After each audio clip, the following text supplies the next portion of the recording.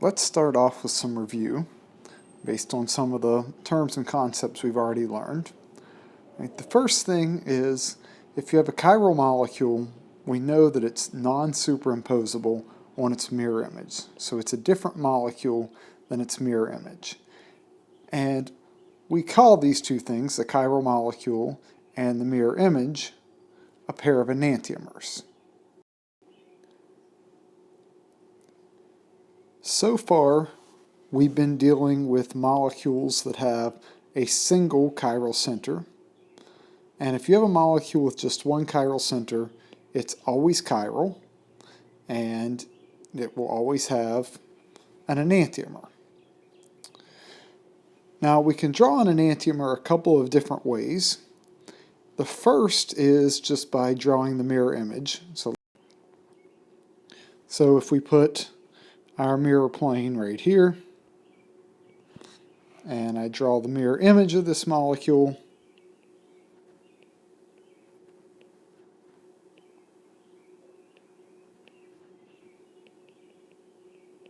I get that. That's one way to do it. The other way we can do it is you have your chiral center here. I can draw this chain the same way, keeping the chiral center down here on the right side, but just inverting the dash in the wedged group. So I'll put the chlorine out and the bromine back. It doesn't matter which way you draw the enantiomer, it's just two different ways to do it. And recognize, though, either way you're getting the enantiomer. That's a single compound. So these two molecules here are identical. They're both the enantiomer of this original molecule.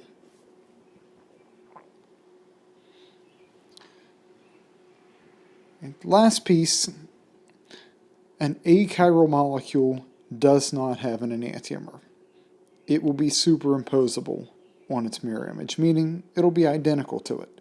So if you take an achiral molecule and draw its mirror image, those two things you draw will be identical because achiral molecules do not have enantiomers. Okay, we're now going to start looking at compounds that have two or even more chiral centers and see how to work with these. So for example, I have this disubstituted pentane molecule, and there's a chiral center here with the chlorine, the chiral center here with the alcohol. Now, as I have it drawn right here, the three-dimensionality isn't shown, so you don't know what particular stereoisomers I'm describing here. But let's systematically try to draw out the various stereoisomers. The first thing we can do is remember the rule 2 to the n,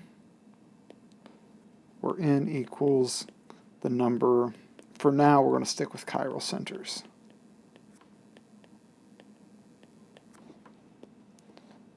We have 2 chiral centers, 2 to the 2 is 4. So that is the maximum number of stereoisomers.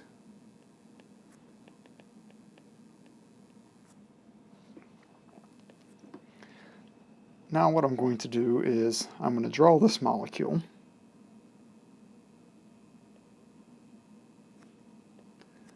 But remember, we can put the chlorine and the OH on dashes and wedges. So in our first one we're going to draw, let's put the chlorine on a wedge and the OH on a wedge.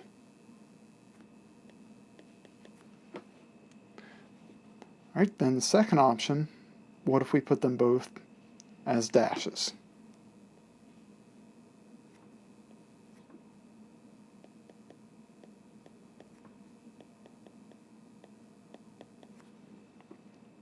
Okay, the third option, let's put the chlorine as a wedge, the OH is a dash, and then the fourth, the chlorine is a dash, and the OH is a wedge. I'm just going to give these letters. Okay, now if we compare what we have here, compounds A and B, you have both chiral centers inverted, going from one to the other. If all the chiral centers are switched, that means we have a pair of enantiomers.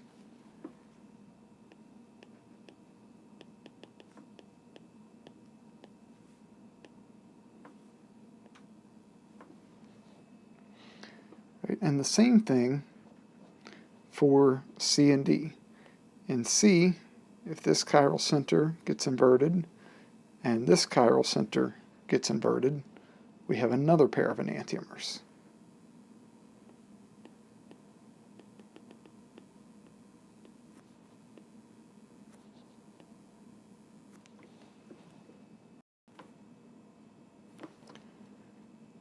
So remember, in a pair of enantiomers,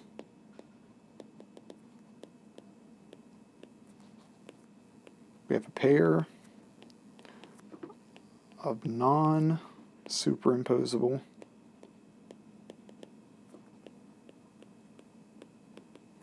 mirror images.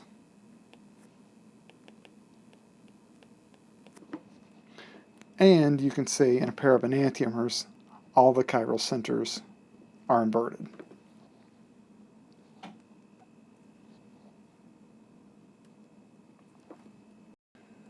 So just to give you kind of another review on this, we drew A's enantiomer by inverting all the chiral centers.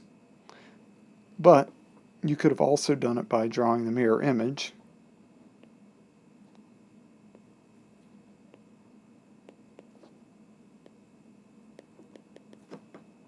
Here's A.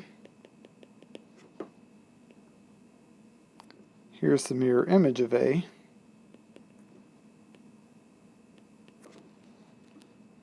Which is compound B. So if I just give you kind of a point of reference, this carbon here and B, if I flip this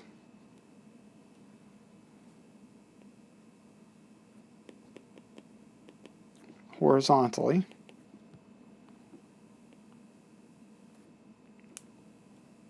here's my point of reference, flipping that over brings the OH over here to the right, but that flip puts it back. Same thing with the chlorine, it comes over to the left side, but the flipping it over sends it to the back. So now it's very easy to see that this is compound B that we have up here. So you can get to an enantiomer by just inverting all the chiral centers or by drawing the mirror image.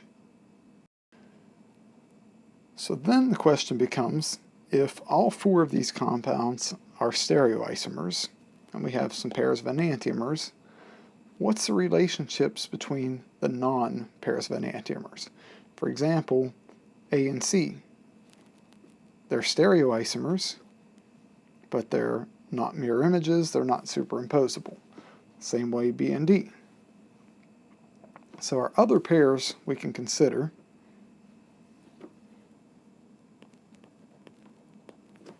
A and C,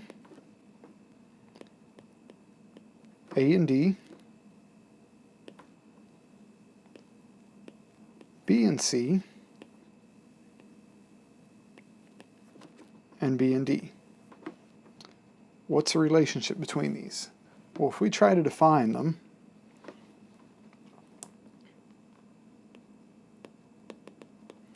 they're pairs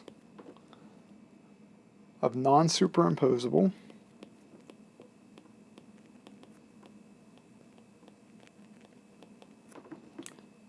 non-mirror images.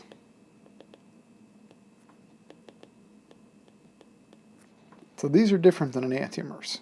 Like enantiomers, they're non-superimposable, But unlike enantiomers, they're non-mirror images. These stereoisomers are given a different term. They're called diastereomers.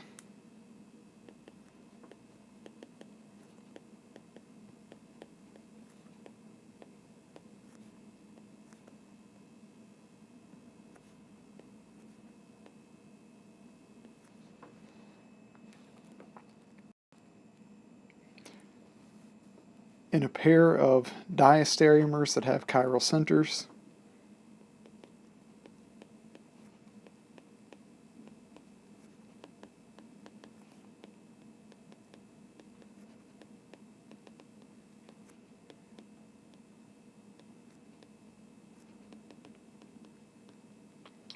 one or more, but not all chiral centers are inverted. So in the pair of enantiomers, all the chiral centers get inverted. But in a pair of diastereomers like A and C, the chiral center with the chlorine stays the same. The chiral center with the OH gets inverted. So in diastereomers, one or more, but importantly, not all chiral centers are inverted. Next, let's consider this example. Here I have a molecule with, again, 2 chiral centers, because if you look at either of these carbons, the carbons are bonded to 4 different groups. 2 to the 2 is 4, which remember that's the maximum.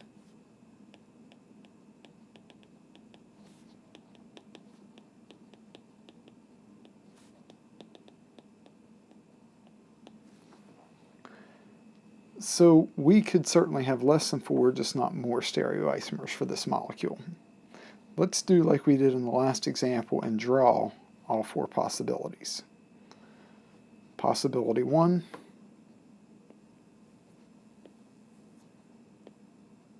we'll put both chlorines out. 2, let's put them both back. 3, 1 out, 1 back. 4, 1 back, 1 out.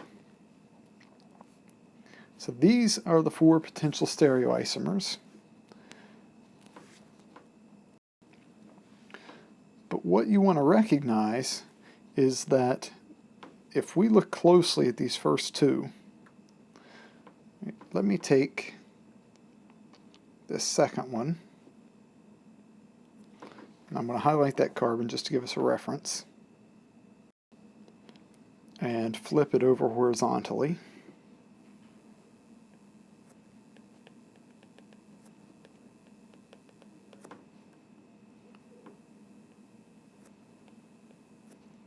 When we flip that over,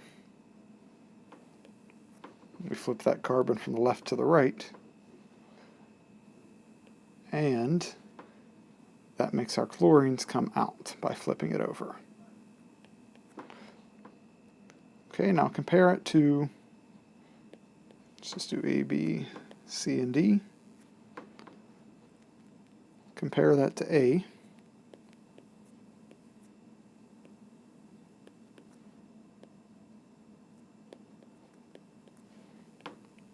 And these certainly are mirror images. The problem is, even though they're mirror images, they're superimposable. You could take B, pick it up, set it down on top of A, and they would superimpose. They're identical. For that reason, these are non-enantiomers.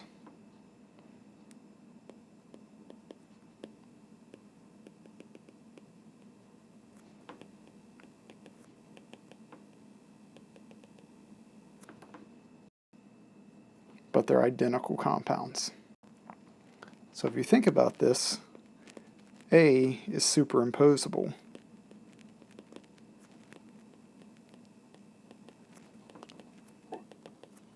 On its mirror image.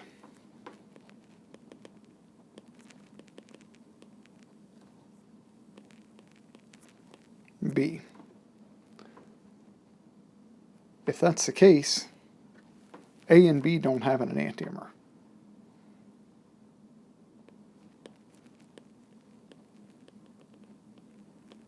If there's no enantiomer, it must be achiral, because chiral molecules have enantiomers. Achiral molecules do not.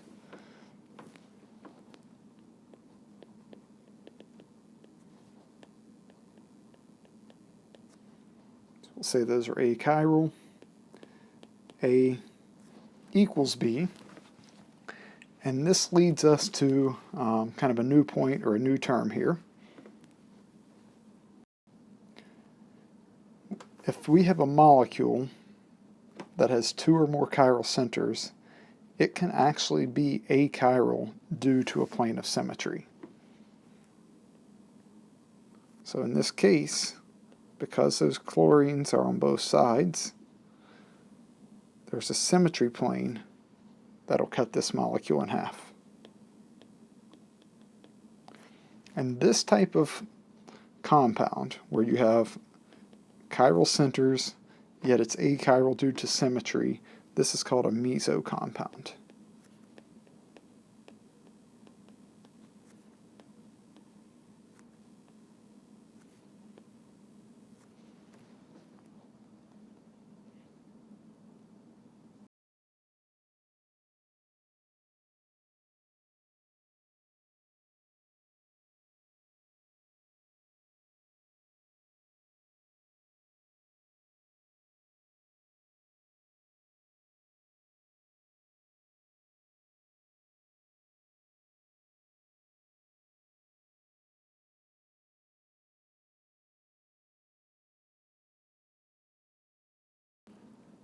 This molecule, chiral centers, and it's just simply an achiral molecule.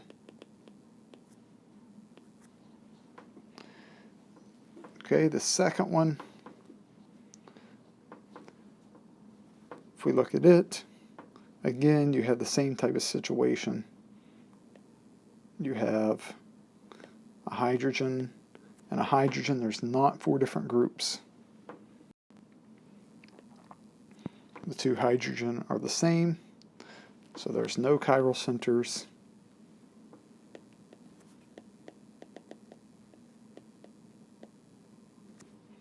And this is just a simple achiral molecule.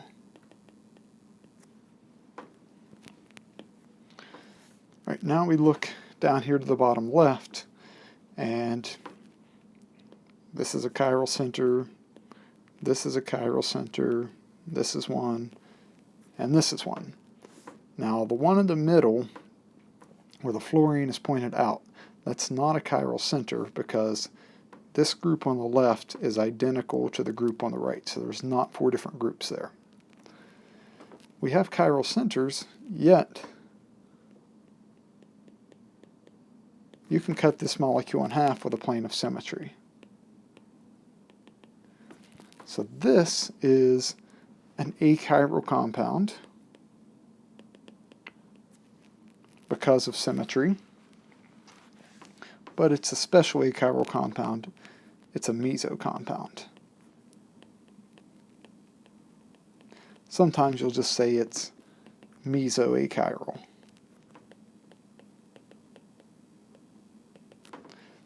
And if you were to draw the mirror image of this, they would superimpose on one another, because this does not have an enantiomer since it's achiral. Right? And then finally, this last example, we have one chiral center, it's always chiral. So keep in mind, in order to be a meso compound, you have to have more than one chiral center. Okay, now we're going to go through some examples, and as we go through these, really you should pause the video and try to work them yourself before you look at the solutions. These clicker questions are also available online for you to answer.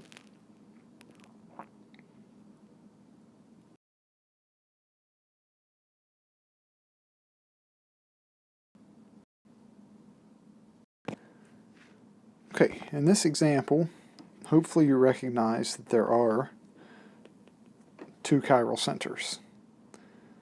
And on first glance, there doesn't appear to be any plane of symmetry, so you're probably tempted to want to say it's chiral. But remember from our discussion of conformations and conformational analysis that there's free rotation around single bonds. And if I take this carbon and rotate it down into the plane, essentially I'm going to rotate it so that it's about right here. Let's see what happens. So I'm going to rotate that down to here. There's that carbon. All right, at my first chiral center, nothing changed.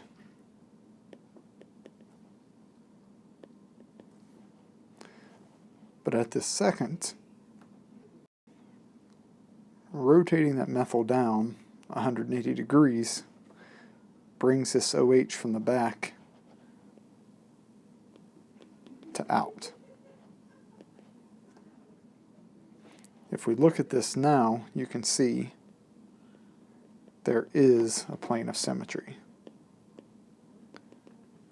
For that reason, it's an achiral mesocompound. So what you want to do is look to see if you can find any conformation where there's symmetry. Right. This one is a good one to look at with a molecular model. So here's the molecular model of this compound, looking at the 4 carbons that are in the plane of the page, which is what we have right here. Here's the OH pointed out toward you. Here in the back is the OH pointed away from you. If I take this carbon here and rotate it down, now if you look at this, you can see the plane of symmetry in this molecule. I have 2 equal halves.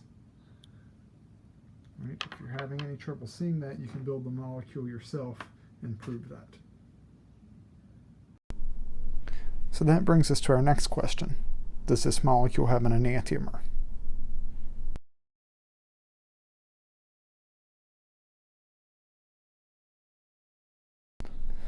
Okay, remember this molecule is achiral. We just looked at it. It's an achiral mesocompound. Because of that, it's superimposable on its mirror image. It does not have an enantiomer. Achiral compounds do not have enantiomers.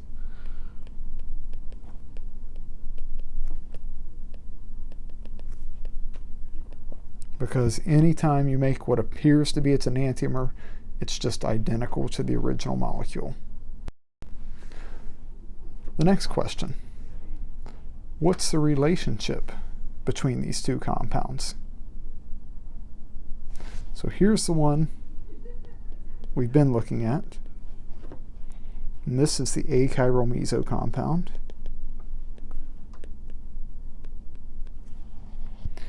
And then we're looking at another stereoisomer that has chiral centers. This second one does not have a plane of symmetry, even if you rotate the bonds around like we did in the last one. If I rotate that bond,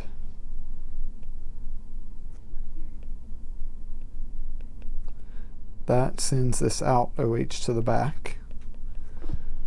So there's no symmetry plane here because one's out and one's back, so they don't mirror one another. For that reason, this stereoisomer is chiral. So what happens is one chiral center stays the same, one is inverted. These represent a pair of compounds that are non-superimposable, but they're not mirror images.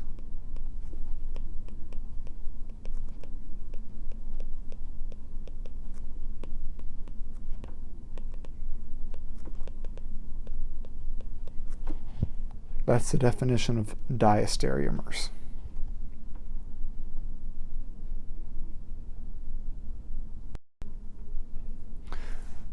Okay, now we're looking at this stereoisomer. Does it have an enantiomer? This is a chiral molecule,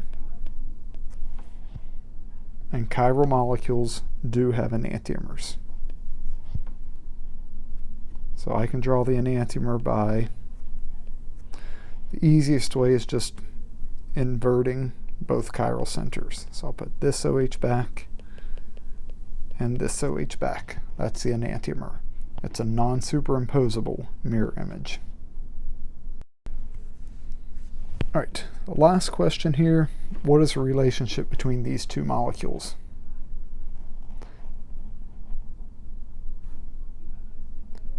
Here you have to think in a little more detail about our strict definitions. First of all, neither of these have chiral centers. They're achiral. But in terms of the relationship, they're certainly non-superimposable.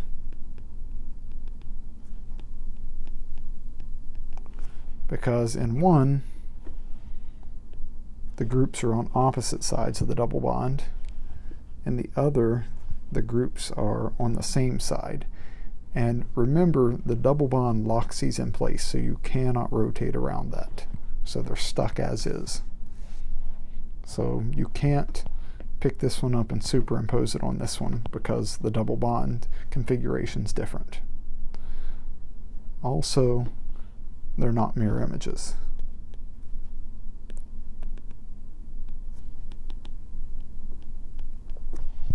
These fulfill our definition for diastereomers. So although this is kind of a somewhat unusual case, diastereomers don't have to have chiral centers.